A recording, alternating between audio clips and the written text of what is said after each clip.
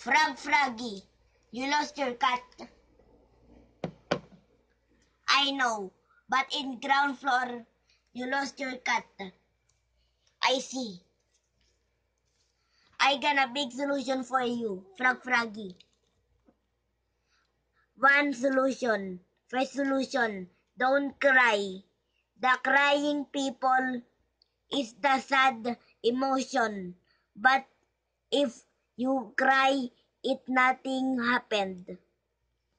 You memorize. Number 2 solution, say positive.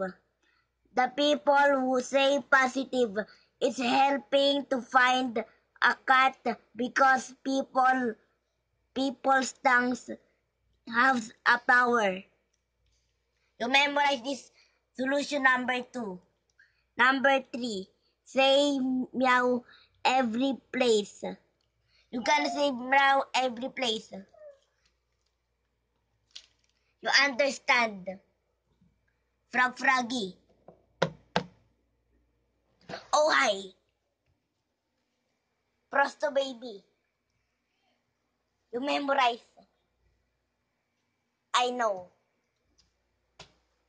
You're intelligent baby. You memorize this paper. Wait.